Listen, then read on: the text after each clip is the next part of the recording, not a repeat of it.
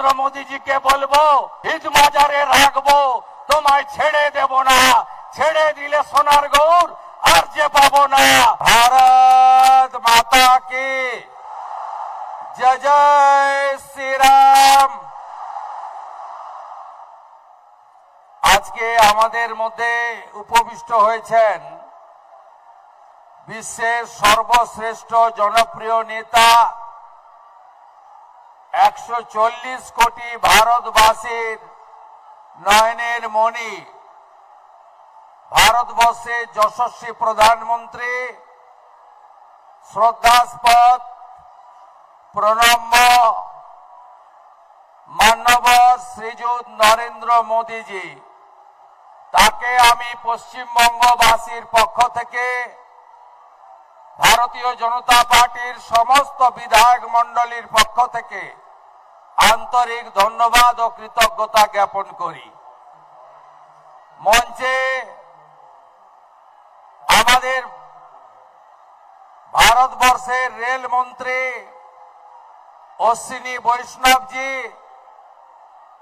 রাজ্য সভাপতি সাংসদ শ্রমিক ভট্টাচার্য, মান্যবর 2 কেন্দ্রীয় রাষ্ট্রমন্ত্রী পশ্চিমবঙ্গের প্রতিনিধি ডক্টর সুকান্ত মজুমদার, শান্তনু ঠাকুর এবং বিহার সরকারের মান্যবর মন্ত্রী মঙ্গল পাণ্ডেজি সহ সম্মানিত মঞ্চ।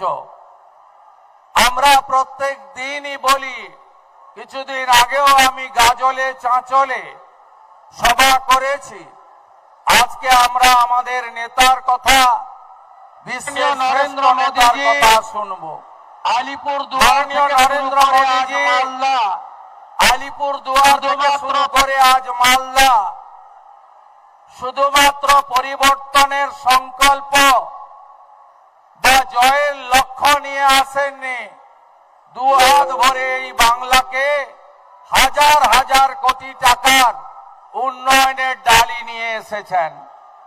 কিছুদিন আগে এই জেলারই মোথাবাড়ির বিধায়ক রাজ্যের রাষ্ট্রমন্ত্রী বলেছিলেন যে মুখ্যমন্ত্রীকে ফোন না করলে আবাসের বাড়ি পাওয়া যাবে না। এই রাজ্যে আপনারা শুনে রাখুন, এই রাজ্যে মাননীয় প্রধানমন্ত্রী 7 কোটি বাংলার জনগণকে প্রধানমন্ত্রী অন্ন সুরক্ষা যোজনা দিয়েছেন।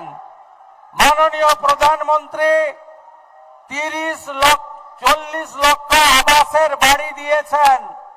মাননীয় প্রধানমন্ত্রী 14 লক্ষ শৌচালয় স্বচ্ছ ভারতে দিয়েছেন। মাননীয় প্রধানমন্ত্রী ভারত সরকার 1,29 লক্ষ উজালা 1 উজালা 2 এর মা বোন দিদিদের গ্যাসের কানেকশন দিয়েছেন। এমনকি 50 লক্ষ কৃষক পরিবার পিএম কিষাণ সম্মান নিধি পাচ্ছেন, কাউকে ফোন করতে হয়নি। পরিবর্তন আনুন, কাউকে ফোন করতে হবে না। বাংলার মানুষ, বাংলার গণদেবতা, বাংলার জনতা জনার্দনের যা প্রয়োজন, নরেন্দ্র মোদীজির নেতৃত্বে রাষ্ট্রবাদী সরকার 20টা রাজ্যের মতো এখানেও পৌঁছে দেবে।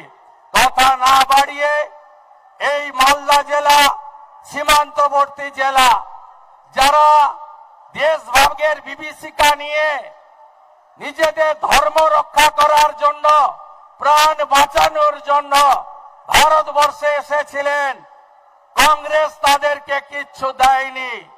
স্বাধীনতার এতদিন পরে 2019-এ মাননীয় প্রধানমন্ত্রী সিটিজেনশিপ অ্যামেন্ডমেন্ট অ্যাক্ট দিয়ে হিন্দু শরণার্থীদের তিনি নাগরিকত্ব দিয়েছেন। তাই প্রধানমন্ত্রীজিকে আমরা আরেকবার প্রণাম জানাই। শুধু তাই নয়, 2024 সালে আগস্ট মাসের পরে রাজনৈতিক পরিবর্তিত পরিস্থিতিতে বাংলাদেশ থেকে অনেক হিন্দু প্রাণ বাঁচাতে ভারতে এসেছিলেন, আর পশ্চিম বাংলার মমতা ব্যানার্জির পুলিশ তাদের ধরে ধরে জেলে পুরছিল। মাননীয় প্রধানমন্ত্রী ভারত সরকার 1 সেপ্টেম্বর 2025 নোটিফিকেশন দিয়ে বলেছে, কোন হিন্দু শরণার্থীর গায়ে কেউ হাত দিতে পারবে না, হাত দিতে পারবে না, হাত দিতে পারবে না। তাই নরেন্দ্র মোদীজিকে বলবো, জনগণকে বলবো, হিন্দু শরণার্থীদের বলবো, হিজ মাজারে রাখবো, তোমায় ছেড়ে দেব না। ছেড়ে দিলে সোনার গৌর আর যে পাবো না। সবাই ভালো থাকবেন। জয় জয় শ্রীরাম। আমাদের ভিডিও ভালো লাগলে লাইক এবং শেয়ার করুন। কমেন্ট সেকশনে গিয়ে জানান আপনাদের মতামত। আরও ভিডিও পেতে আমাদের চ্যানেল সাবস্ক্রাইব করুন এবং প্রতি মুহূর্তে খবরের আপডেট পেতে প্রেস করুন বেল আইকন।